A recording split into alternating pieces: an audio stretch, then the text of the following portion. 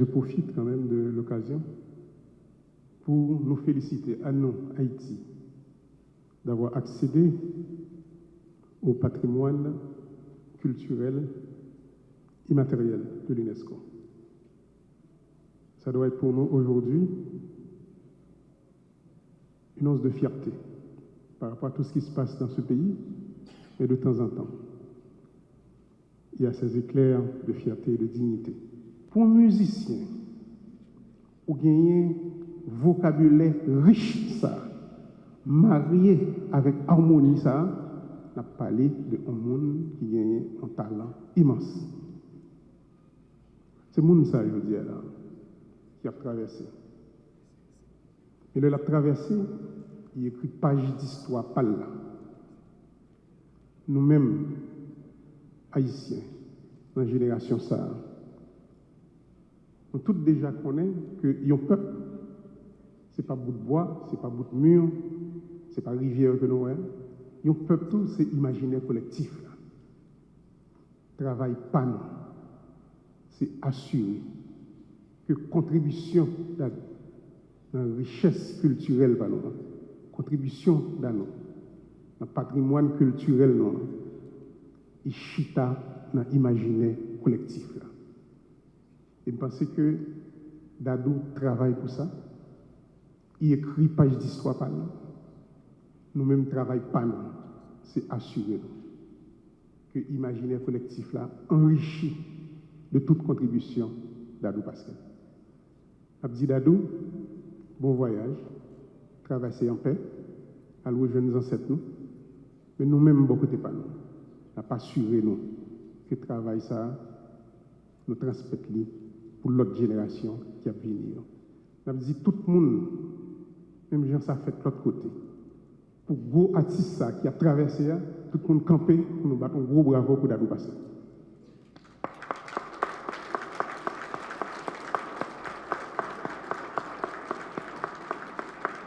Merci beaucoup. Nous sommes réunis pour honorer la mémoire d'une des grandes figures les plus marquantes de la musique haïtienne, un homme qui a frappé notre histoire musicale, André Pasquet, dit Dadou. André Dadou Pasquet, guitariste, compositeur et arrangeur de renom, est né dans une famille imprégnée de sens artistique. Il développe très tôt une passion pour la guitare qui deviendra le fil conducteur de toute une vie. Dadou se fait connaître au sein du mythique groupe Cabo Combo, qu'il contribue à hisser au rang de formation emblématique de la scène musicale haïtienne et internationale. En 1976, poussé par une vision artistique personnelle, Dadou fonde avec son frère Jean-Claude Tico Pasquet le Magnum 20, formation devenue l'un des piliers du compas contemporain. Sous sa direction musicale, le groupe développe un style raffiné, sobre et élégant. Guitariste soliste d'exception, il participe à façonner le son du compas moderne et à l'inscrire dans une dynamique de diffusion mondiale, notamment en Amérique du Nord, en Amérique latine, en Europe et dans la Caraïbe.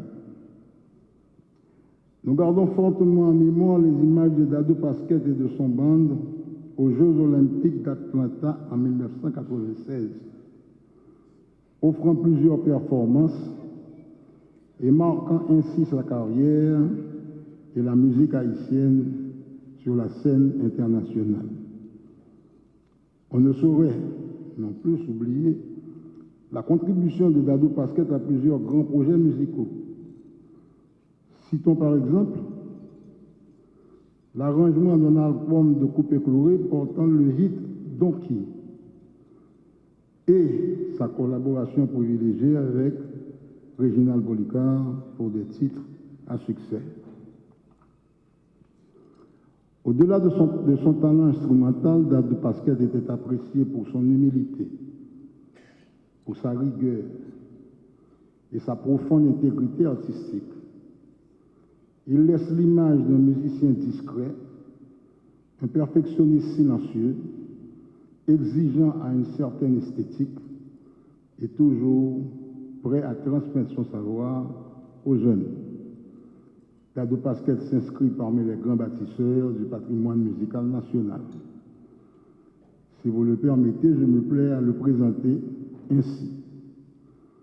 Un cofondateur de Tabo Combo, un pionnier du compas moderne, le maître d'œuvre de Magnum Band, un guitariste d'exception, une figure humble, discrète et respectée, un modèle pour les musiciens haïtiens, un repère pour les jeunesses, un pilier du patrimoine culturel haïtien.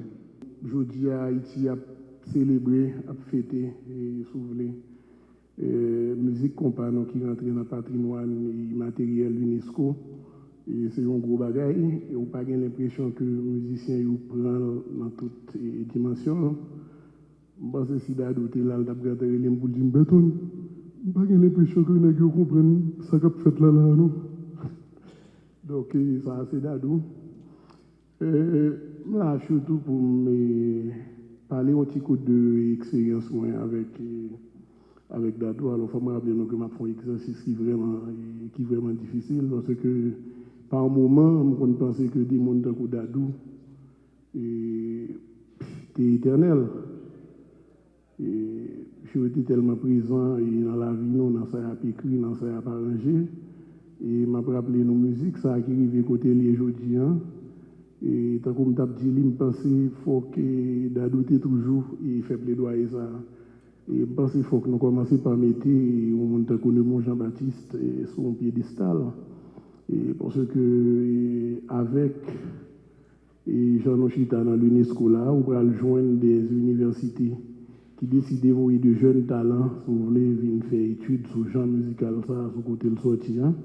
Et puis, le débarquer en Haïti, il à l'aéroport, par un support à l'effigie de mon Jean-Baptiste. Et il y a une déception pour eux. Donc, je pense qu'il faut que nous commencions à mettre son piédestal. Donc, moi, je pense que Dadou, c'est le monde qui était toujours une famille et dans le cœur.